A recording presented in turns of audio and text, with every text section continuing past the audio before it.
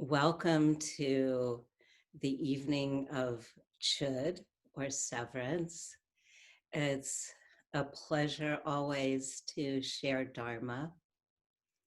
And we are going to share a segment of the Ngondro called Severance. Severance comes from the Chud practice. We are very lucky in that Azam Rinpoche condensed the whole Chud practice for us and for our Ngondro. So we're going to start with our opening prayers, and then we're going to take a look at what is this severance.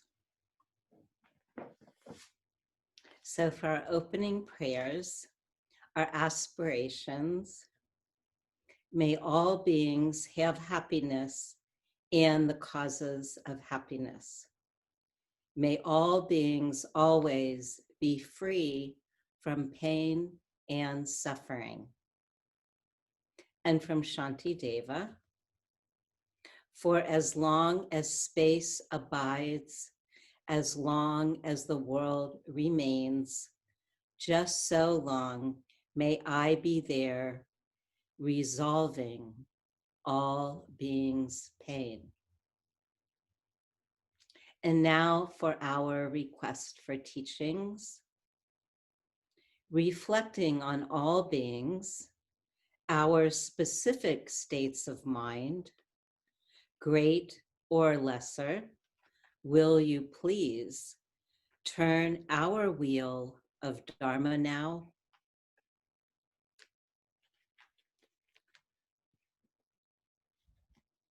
So as we enter this evening of severance, I think back to my very first trip to Tibet. And there's a photo that was shared for this evening's Zoom reminder. And the photo is of a nunnery called Shuksep. And I was very grateful that I was able to visit Shuksep almost 25 years ago. And during that time, was able to meet the nuns who have been at this established monastery since the time of the founder, Machig Labdrön. So who is Machig Labdrön? She was a yogi, and she did a lot of practice around emptiness. And her primary practice was the Prajna Paramita. And many of you do know the Prajna Paramita, even if one thinks that we don't, because there is a very famous mantra, which is Gate, Gate, Para Gate, Parasamgate, Bodhi Soha.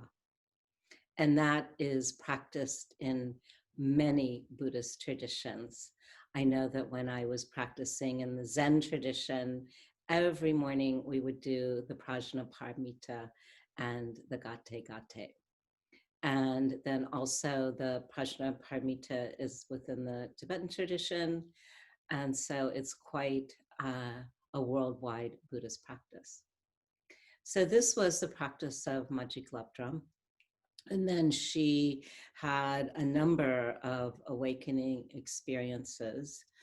And she developed, along with the indigenous practices of Tibet from the Bon, and put together a very deep, and one could even say complex practice that goes very deeply into the entire mind-body system, the psyche, all aspects of one's being, and the universe.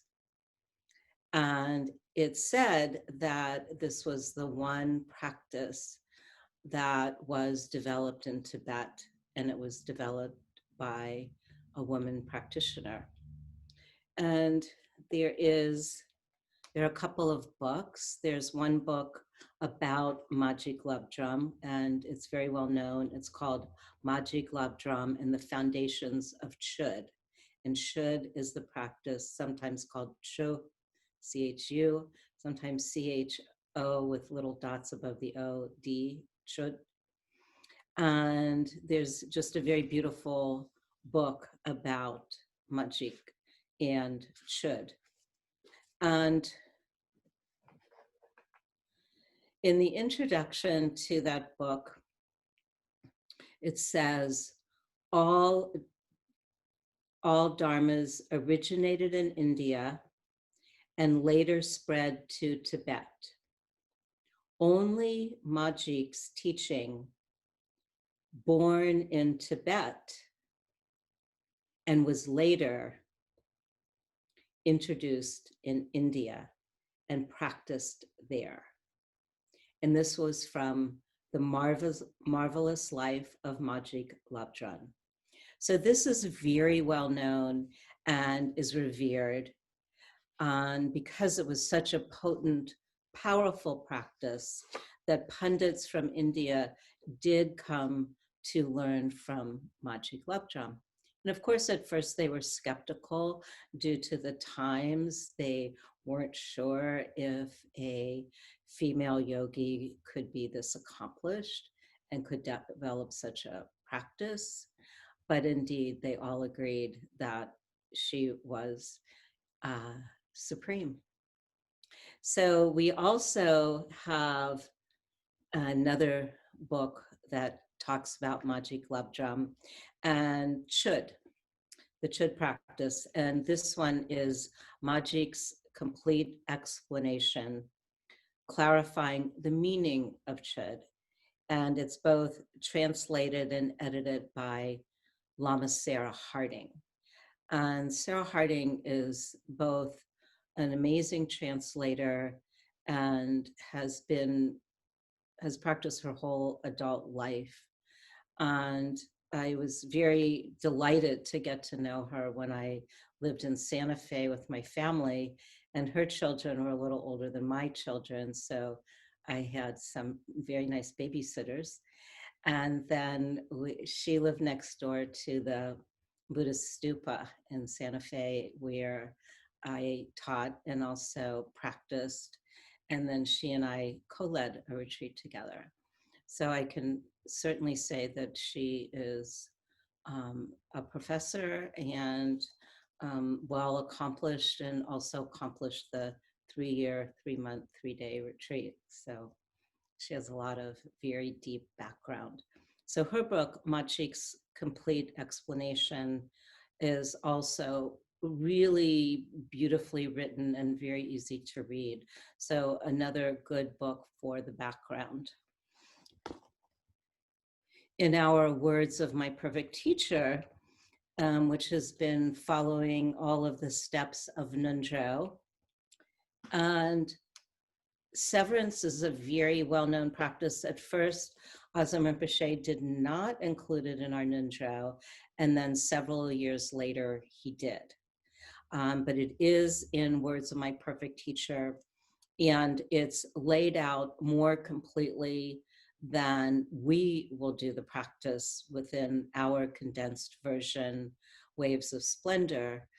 But there's more that is talked about with Machig Labdrön, and also something called the feasts, and we'll talk about those. There is a book which was translated by Lama Chonim and Sanjay Ngondro, and this book is Sanjay Ngondro's main practice is Chud, of which she teaches. And this is Dujam Lingpa's Chud, an ambrosia ocean of sublime explanations. So if there is a feeling of being drawn to Chud, these are some beautiful resources that I will also post. So for our practice, and there's a few more practices of Chud. There's also, and this comes through um, through Chödygtüker Rinpoche, and these are the text of the feasts of Chöd. So what are these feasts of Chöd, and who is Machig Labdrön?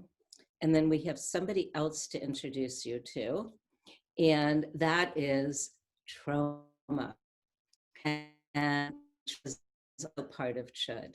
And again, all that is being discussed right now is background.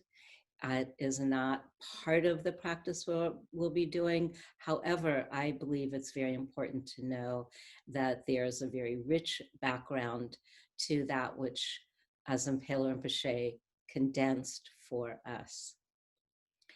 A brief explanation of the practice of Chöd, and again, the point of Chöd is both emptiness and liberation.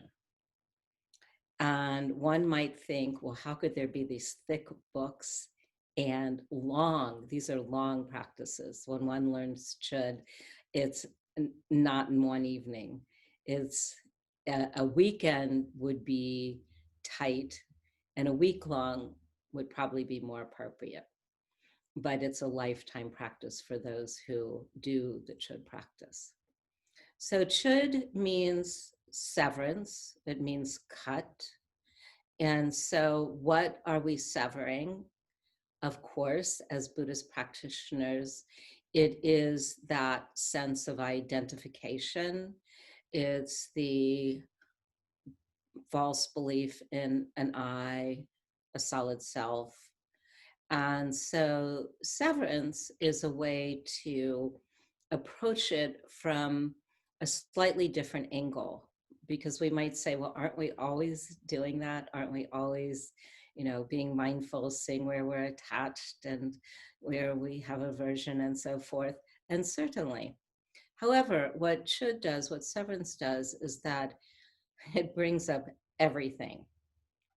So the actual practice begins where one, by now I think we're aware there's a central channel. And so the consciousness goes up through the central channel, out the crown of the head, and into a protective deity, which is Tröma. And Tröma is black, and she is wrathful. And it is said she's an aspect of Vajrayogini. And so our consciousness is held there while, and this is where the indigenous practice comes in, whereby one's skull is cut and a cauldron is made of the skull, and the body is chopped up and put in the large cauldron, the skull, which is said to be as large as the universe. And then the letters hum and ah transform into nectar, and the nectar transforms the chopped up body into offerings. And those offerings are to any being that there is a karmic debt. It is also to help, because it becomes cloud offerings, to pretas, which are said to be, they're kind of tiny little ghosts, and also to those who are in the God realms. So any place there could be attachment, aversion, or delusion. And the reason I chuckle around the pretas is that I heard a story from Namkhai Nobre one time, and he talked about that there can be perhaps in one's mind a negative feeling, maybe, aversion, but that there are these beings who actually like that energy and they exacerbate. So we are making offerings to all classes of beings. So there's different feasts, and this is where the feasts come in. And in the traditions, one of the feasts is done in the morning, one is done in the afternoon, one is done in the evening at sunset, one is done in the early morning. So there's the feasts of Chud, and they're for the different classes of beings. And so we might think, well, why are we doing this? And what is the relevance? And actually, a teacher, Sultram Malioni, Lama Sultram, created a book and a practice called Feeding Your Demons. So Chud is counterintuitive. Instead of pushing your demons away or not liking your demons, or, oh, why do I feel this, liking, disliking, attachment, aversion, delusion? Rather, it's feeding it. So that food goes into the feasts. And again, these are cloud offerings. And it's said that the cloud offerings give the beings anything they want. So rather than lifetimes ago, there was an altercation and who knows, a grudge, and then that grudge is fed. Here is an offering, here's your food, be satisfied. So we are wishing that all beings are satisfied so that the feasts come to all classes, whether it's the God realms or the hell realms, other realms of suffering, and that food helps to eradicate the attachment to self. So the first word when the practice is done is pet. And pet is method and wisdom. So we're starting off letting ourselves and letting all beings know we're going to do a practice, and it is to sever attachment, but especially to oneself. And even when we're doing these practices of severance and the feasts and so forth, and seeming to satisfy old obligations, karmic debts, and so forth, really what we're doing is working with our own mind. So it's not about them. It's really about our own minds and our letting go. I don't know, I was reminded today, my mother, who passed away at the age of 96, drove until 3 months before she passed away. And she actually was very sharp and knew that she would only drive in the neighborhood.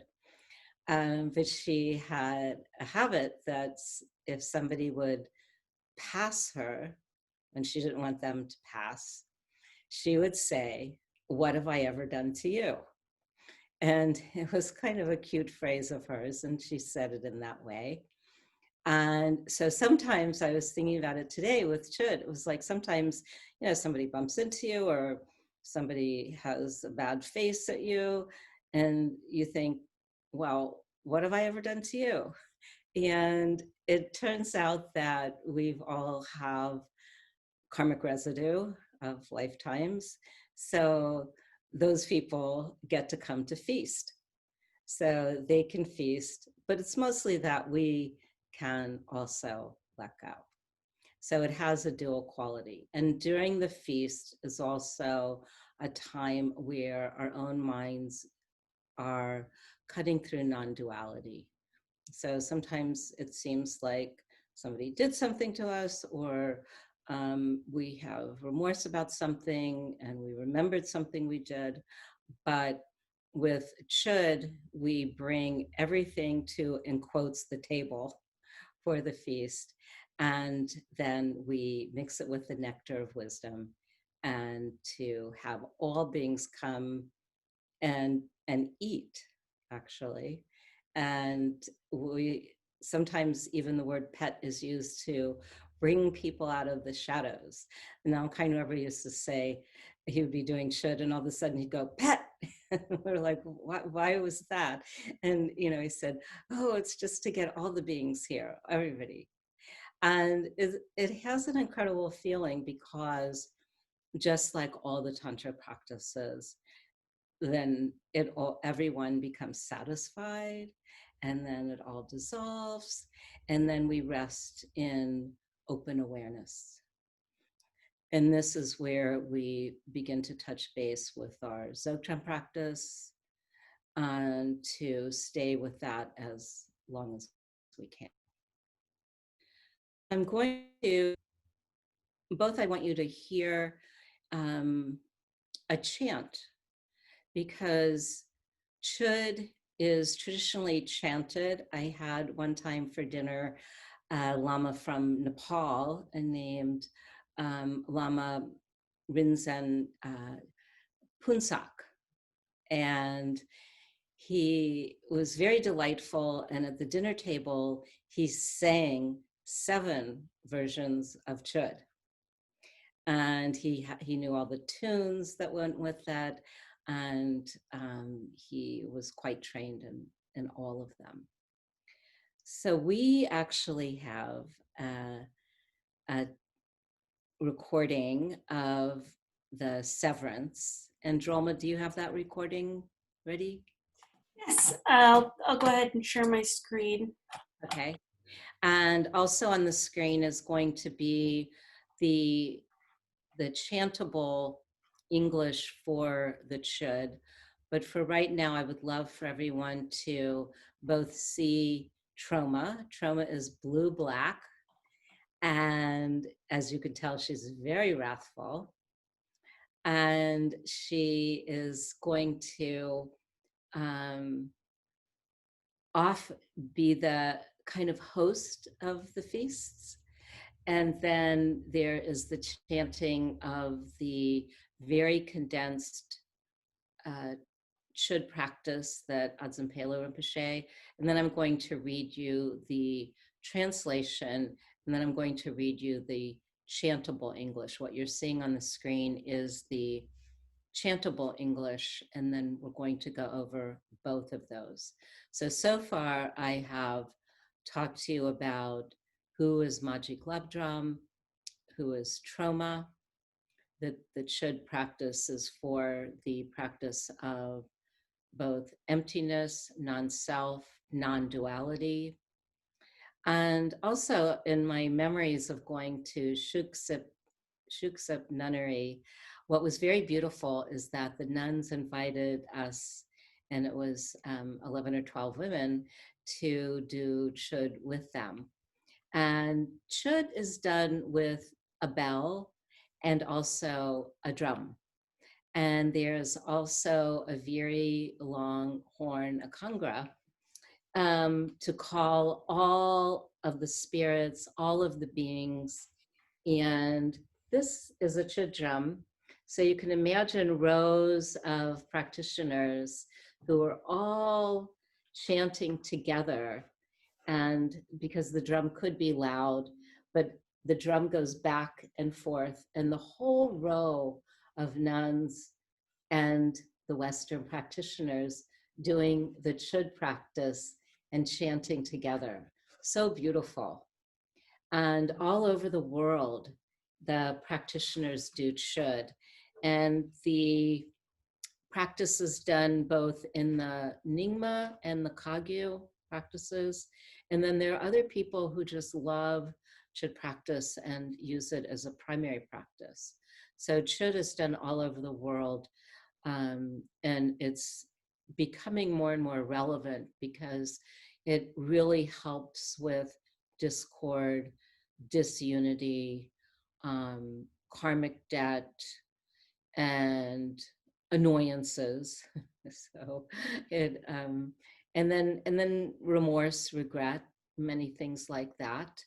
But when we feel like that we have offered people what they want, offered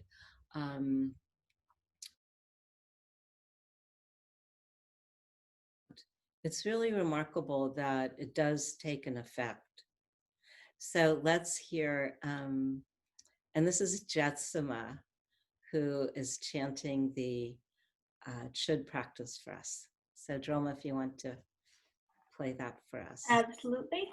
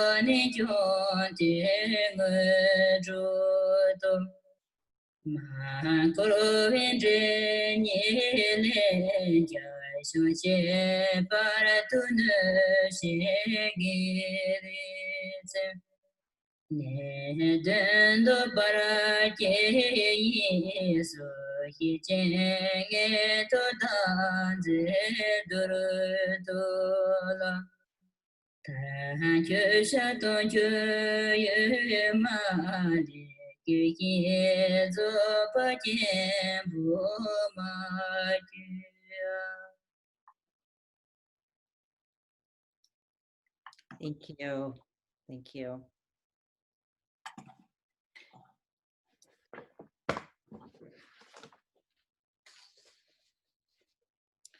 So I'm going to read you the practice, and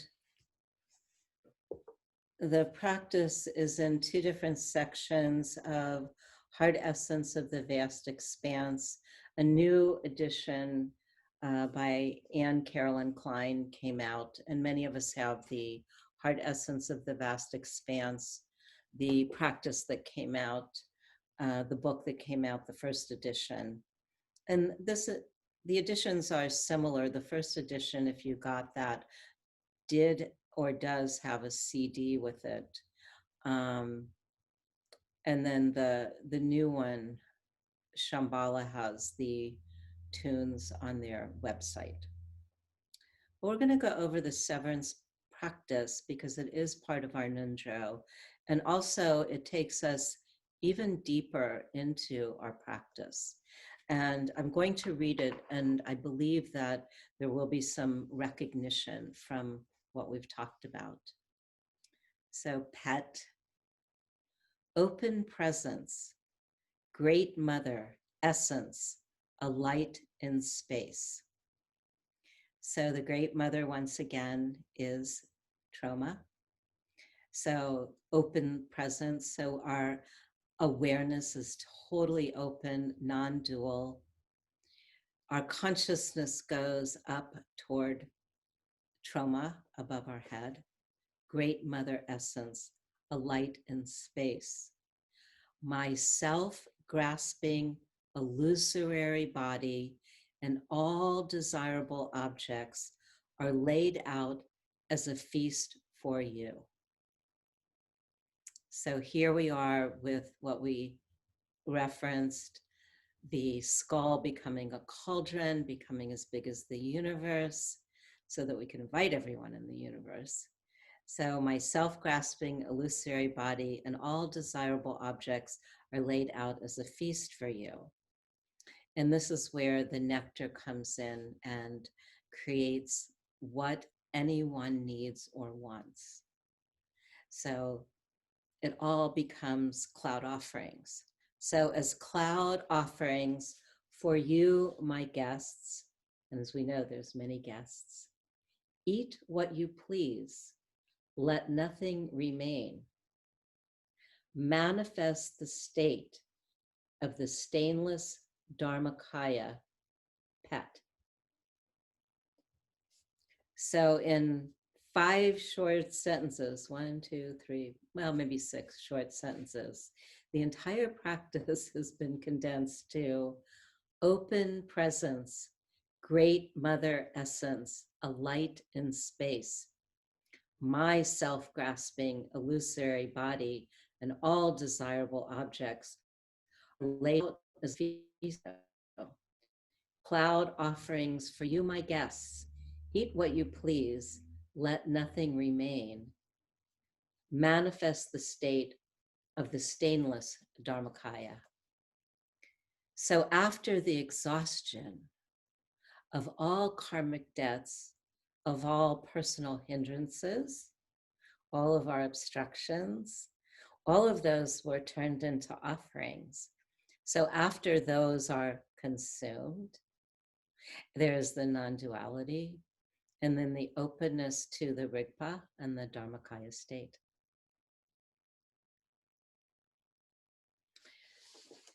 What our dear friend, wonderful teacher, Anne Carolyn Klein Riggs and Drolma did was that in the practice text that we have from the prayers is condensed, even the condensed, into a chantable English.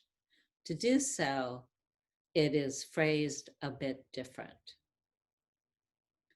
So for the chantable English, it's pet, of course, Rang Rik, great Yum, essence soars in space. And she used some Tibetan words to make it chantable. Me sense, false forms, good things for our feast. So we're also offering up our false sense of self and false forms. Gift clouds for guests. Come enjoy them all. Be in stainless Dharmakaya state. Pet. So you can imagine how incredible it is to have a condensed form of chud or severance. And sometimes we chanted very quickly, and at the same time, it's nice to touch into the sense that we're again recognizing something very basic in Buddhism, which is that we are letting go of false forms. As we know, we've talked about it's all impermanent. Where is the self? Can't find it. And yet somehow we continue to identify. So letting go of that identification, letting go of those attachments, calling the hindrances guests, come enjoy it all. And also any karmic debts, and come enjoy it all. So we're making offerings in a very joyful way while our consciousness is held by the wrathful aspect of Tröma. And Tröma is very powerful, and she is overseeing our severance practice. And then we let it all go. You know, when the guests are satisfied, when the hindrances are let go, when the attachments are let go, the guests are satisfied. And then we come into the space that has always been ours, and that's the Dharmakaya space. So that is the condensed form of severance. And again, it is in the classic book, Words of My Perfect Teacher. There's probably about 10 pages dedicated to the chud. It talks about the different feasts and a little more about the guests. And then, of course, these larger books, which talk about Machig Labdrön and how incredible she was, and the beautiful monastery Shuksep, and the continuing of the practice since the 1000s. Basically, she lived in, I think, 1030 something and died in 11 something. So this has been a continuous practice and is now truly worldwide. And we're very grateful that the condensed form is part of the Ngondro, the Longchen Nyingtig Ngondro, and so that we can also remind ourselves. And as we come into the Chud practice, we are starting, I believe, to recognize that all of the pieces of Ngondro, all of the different practices, they fit so well together because they're like a crystal turning. We're looking at yet another aspect that, in a way, we know well. We know attachment's the cause of suffering. We understand that separating ourselves out into, um, the me, the I, is causing suffering. And here is yet another way to identify the hindrances, the past karmic debts, to also bring in and make offerings to the gods and to the beings in the hell realm so that they can also be satisfied. Also, when we talk about coming into Dharmakaya state, all beings, everyone, everywhere, everyone comes into the Dharmakaya state. And that is an incredible feeling because at that point, it is a group practice. It's totally a group practice. And we find that when we liberate aspects of ourselves, when we resolve aspects of ourselves, we're helping other beings, we're helping all beings. And there's a tremendous amount of relaxation. But when we have it all separated out, and there's you, and there's me, and there's my idea, and there's your idea, then everything gets really discombobulated. But when we start to make offerings to the disturbances, um, that's when things can really settle down. So I have a feeling that this class will bring some questions, and we'll end a little bit early for our questions and answers so that we can dive into Chud. Our questions and answers are never recorded, and it's an opportunity for us to talk and to really find the relevance of Chud practice for ourselves.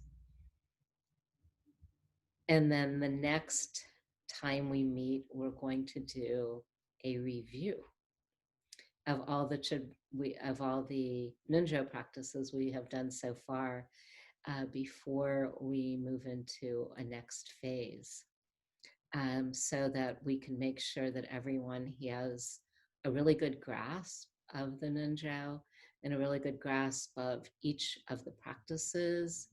And we've been introducing that for months now, which is truly wonderful. And we also have our recordings on the YouTube that Tröma has put up for us, which is really a great resource. We can always go back to review, to listen, to remind us of what these different parts of Ngondro are. Because now, as we're coming into working with Severance, and we're coming more into a unified mind, really a unified approach, be very important to bring everything together so that when we move into the Guru Yoga and receiving the blessings, we have a very consolidated approach to receiving the blessings.